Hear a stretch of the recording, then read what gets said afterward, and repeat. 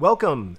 My name is Tom Mullaney. I'm based at Stanford University, and on behalf of myself and Chris Ray, we are from Where Research Begins, and this is part of just a weekly or bi-weekly sometimes research hangout where we talk about research in general, but in most recently about the question of how you ask research questions, how you ask brilliant questions, how you ask more questions of especially whatever the primary source or data is in your discipline or in your arena. So it's great to be with you on this afternoon. So we're going to talk about the raffle that many of you are taking part in. I see a number of people in the audience who are a part of that raffle, and it is very, very cool to see you here. And basically what I want to do is show you how to win the raffle. So this week, if you go to whereresearchbegins.com/ask, it'll bring you right to the raffle. It's free to try out, free to take part. And the central premise of the raffle is whoever asks the most questions wins.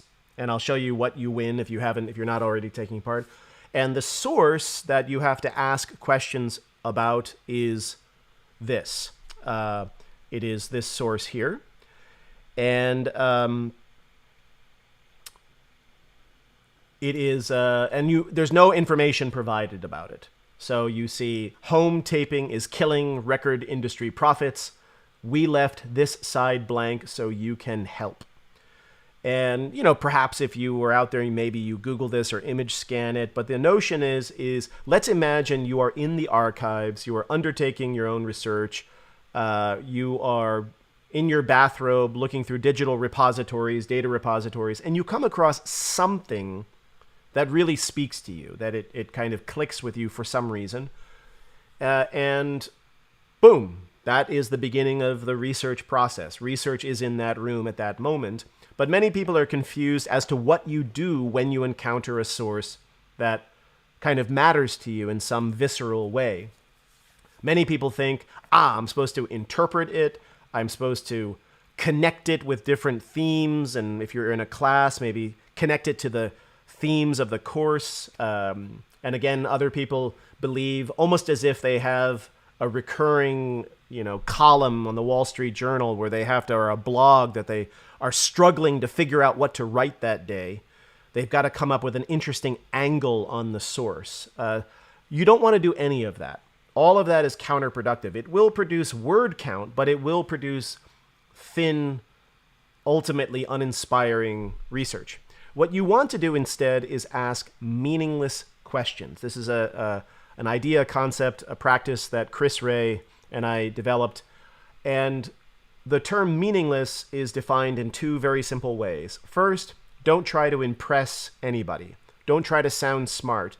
This is not an opportunity to perform your intelligence with big-sounding words and multi-syllable words and name-dropping of theorists and paradigms and so forth. That's not the goal. So don't try to sound smart. In fact, you should be willing to, even trying to sound naive, vulnerable, almost as if you would be worried that if someone overheard you asking the question, they would doubt your intelligence. That's the kind of question you want to be asking. The second kind of definition of meaningless is don't limit the questions to what you think the source is about in some fundamental ontological way. So this is a cassette tape, so maybe it is, or it feels like it's about music, or it's about recording. And so you might think, okay, I need to ask questions about music, about recording, about acoustics. You can ask questions about those things, but you could also ask questions about what does that number 100 or 1 or 50 or 0 represent? It seems to be embossed in the plastic of the cartridge. How do you emboss in plastic? What font is that? That is the embossed 150 0. What is the resolution of this image? It seems pixelated. Why do digital images pixelate? you can allow yourself to sort of wander and be irrelevant with regard to the source. You can travel in many different axes or dimensions of inquiry. That's the two definitions of meaningless. So if you were to go there, you'll see this source and you'll be prompted, ask meaningless questions. And so what do? That's what you do. You want to ask questions, any question that comes to your mind that fulfills those two criteria. The prize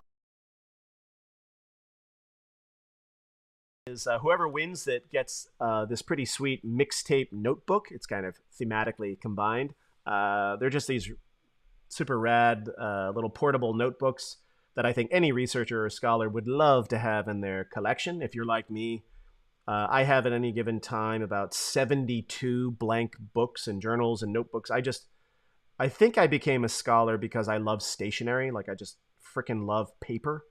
And so if you win, you will receive this. And so, all the more reason to do so. Okay. So again, if you go to whereresearchbegins.com/ask, you'll find it. But I want to teach you how to win this. I want you to win, okay?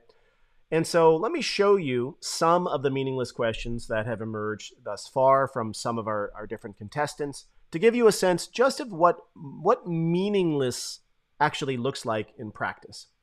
So one was, did the person or people who recorded on side 1 ever hear the results of any home taped version on side 2?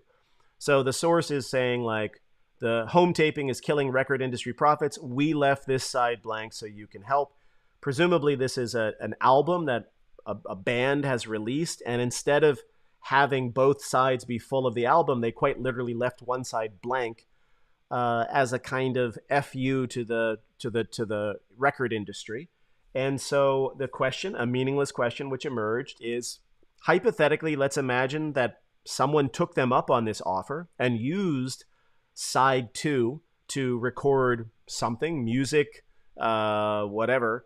Did the people who did that ever like send a copy back to the band as part of like a camaraderie? Did people share, these boot side 2 self-recorded things with each other? Did a community of any sort form around this little episode in music history or not? So that's a meaningless question, and so a perfect example. But another one is much more literal. Why side 2 and not side 1? And so so side, if you turn this record over, you turn this cassette tape over, there's side 1 and it's got a different label. Why did they choose side 2 to leave blank instead of side 1?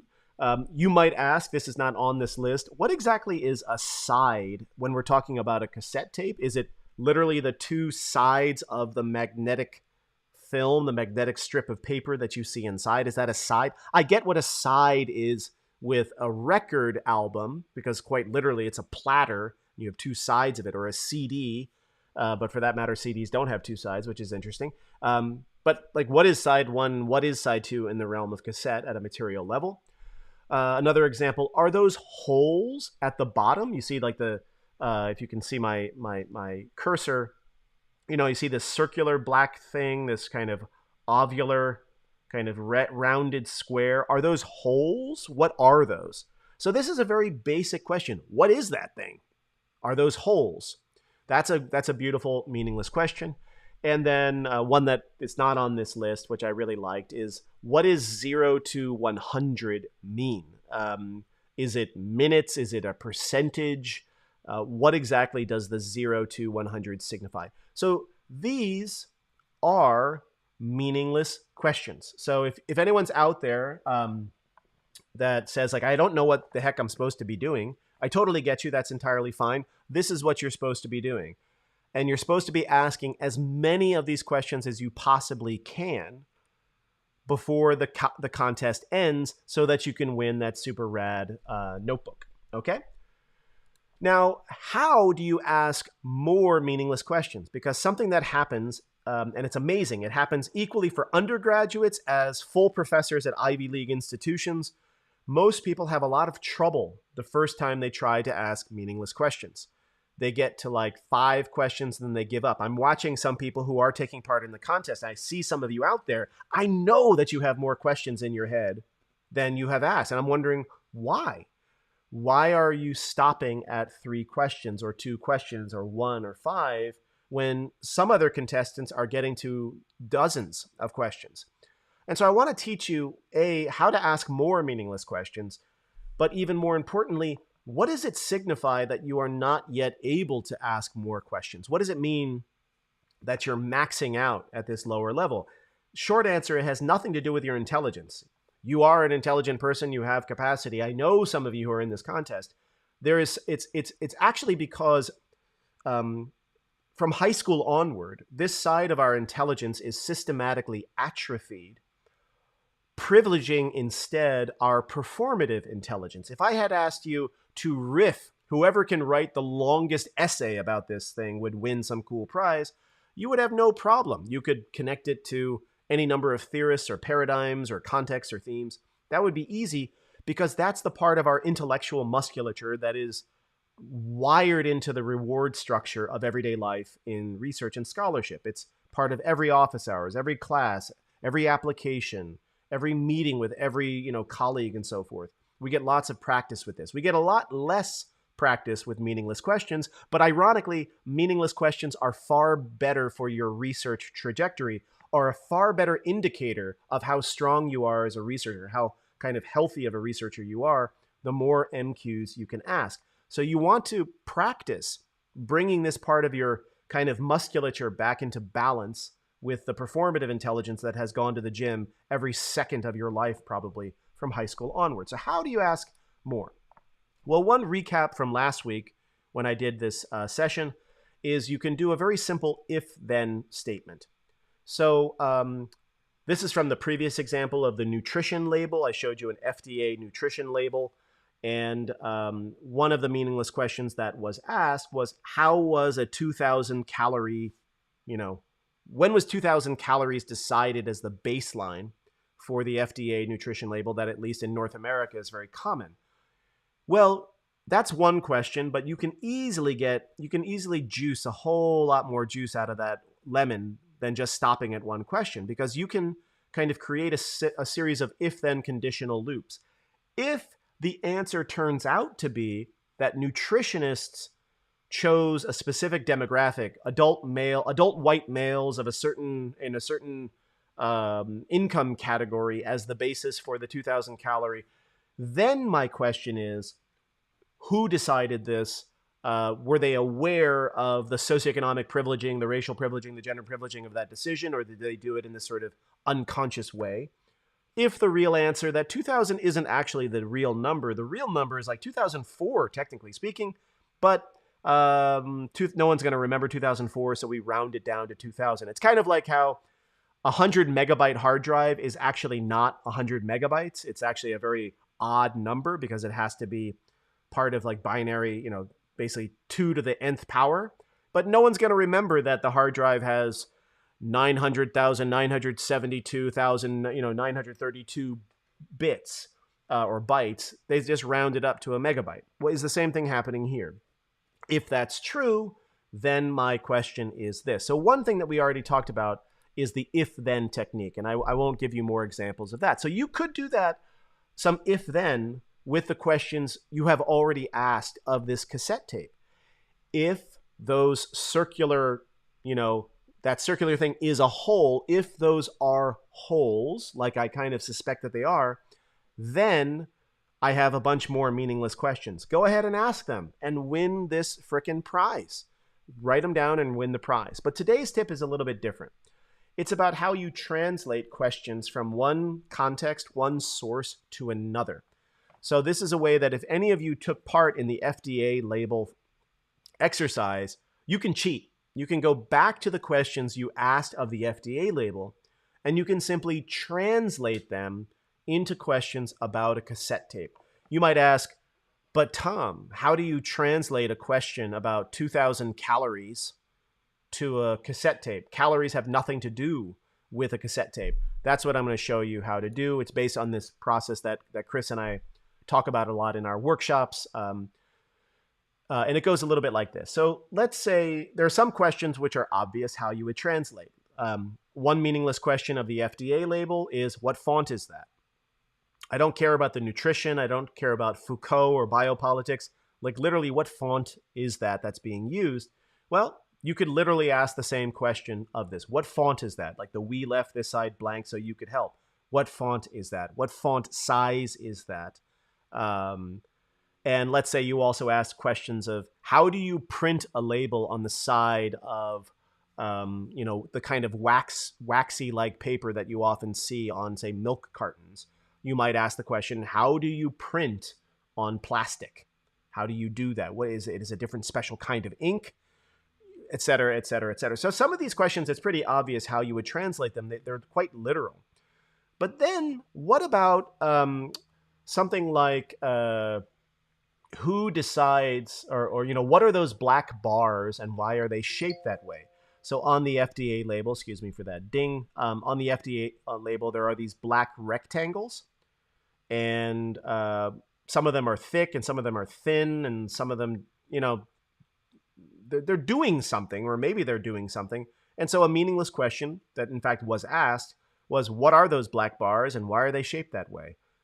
How do you translate that question? There are no black bars on the audio cassette, but there are sort of features of the artifact that raise the question, why are they shaped and what are they doing in that way? So one question that I saw in the list, which I absolutely loved, is why are there 6 little spokes instead of 4 or 8 or 10? Like you see these little spokes inside the wheel that presumably allow something to turn the cassette, turn the magnetic tape. Although that itself would be a meaningless question to ask. What are those little spokes? But beyond that, why are there 6 of them instead of 7 or 5 or 4? If I were to find a different cassette tape by a different album, is this up to the manufacturer to decide how many of these little plastic spokes are there? Or is it standardized?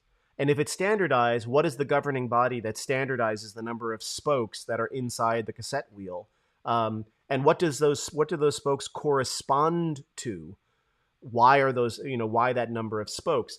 And so this is a place where, quite literally, if you had taken part in the FDA label raffle, or for that matter, if you just practice meaningless questions in your waking day, like I like to do, you can simply translate from one thing to another. You don't have to think of them anew. You just take an old list of questions and you translate from one to the other, sometimes literally, and sometimes through this process of kind of abstracting and reapplying. You're sort of abstracting what is the spirit of the question that I asked of the FDA label, and then how do I reapply the spirit of that question to a different artifact that is quite different. You could do this. You could go from an FDA nutrition label to a cassette tape. You could go from a cassette tape to a sculpture. You could go from a sculpture to a poem. I'm not joking. You could go from a poem to a virus. You could go from a virus to this is the translation of questions is not bound. Sometimes it's very hard to translate, maybe impossible, but most of the time, any question you ask of one source can, at least in spirit, be translated and asked of another. So do it. Do that and win this, win this freaking contest. I'm being so urgent just to encourage you. Now, the real interesting thing is that as we do this, you can think of this almost as an old SAT. I don't know if anyone here has ever taken the SATs or anything like it, but it's one of these analogy, I don't know, a paw is to a dog as an X is to a human, and it's like foot. A paw is to a dog as a foot is to a human. And it's an analogous way of thinking. And same idea is, what is this question? This question is to the FDA nutrition label as blank is to this cassette tape. And if you think in those terms, it becomes very easy to start populating this blank with questions. It's not just going to be one question that fulfilled. There could be varieties of things, but it's a very easy way to start radically increasing the number of questions you are able to ask. Now, something else that can be very cool is that after you do one of these translation exercises, you can give a name to the analogy.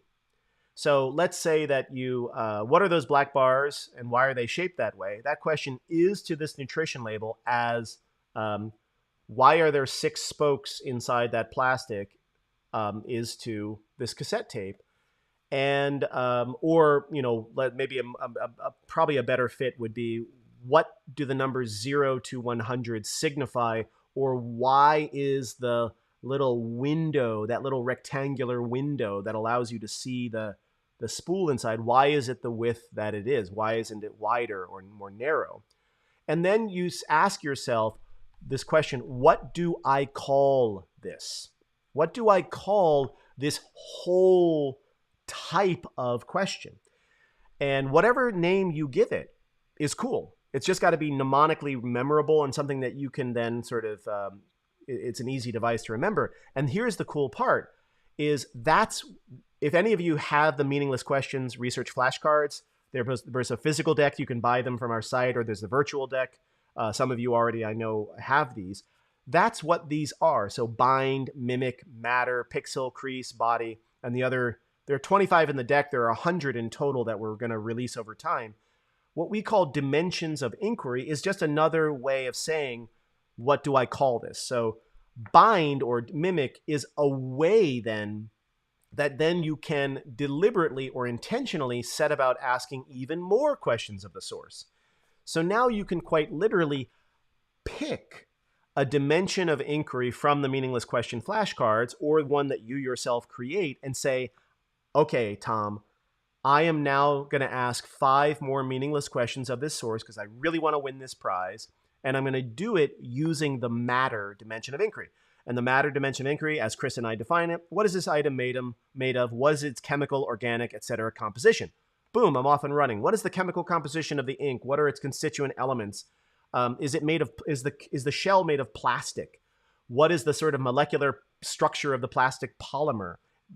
Are there multiple pieces? If there are multiple pieces, what glue, if any, keeps the pieces together? Or is it more of a pressure thing, like clicking things together? Boom, I just hit 5 in, about 10 seconds, and I'm well on my way. If I start running out of steam, all I do then is put away the matter dimension of inquiry. I pick another card out of the deck, and maybe it's, I don't know. Well, we don't need to go through. You get the idea. You start then deliberately asking additional questions of this cassette tape by way of a different dimension of inquiry, and give yourself the goal of asking 3 questions, 5 questions, 10 questions. If you take 25 dimensions of inquiry, and if you have the capacity to ask 3 or 5 or 10 additional meaningless questions of a given source using that dimension, you guessed it, you are and then add the ones that are just occurring to you without use of these dimensions of inquiry, you are quickly getting to a place where you can ask easily 300 questions, meaningless questions of a given source, purely as a question of time, not as a question of decision fatigue. How smart do I sound? Is this clever? What will people think of me when I say this out loud? I hope people don't kick me out of my institution. All of that wasted energy that so many of us, and myself included, expend, none of that even showed up in this entire process.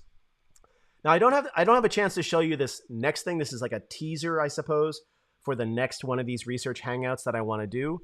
But this is the question of, what do you do with all of these meaningless questions? I'm on the tail end. I can see all the meaningless questions that are coming in. So I can see some of you have participated in more than one raffle. In every class that I teach, at the beginning of every session, every lecture class I teach, and every discussion class, we start with a meaningless question exercise. And so last year, I remember there were 200 students, each one asking 3 minutes worth of meaningless questions of a new source every single time. Over time, that tallies into thousands and thousands and thousands of meaningless questions, and sort of a longitudinal data set for any given scholar in the program. And so, for example, these are real questions by a single person in a class I'm teaching recently about 3 radically different sources. The Afro-Asian Islamic Conference, that's a cutoff of it. You can't see the whole source.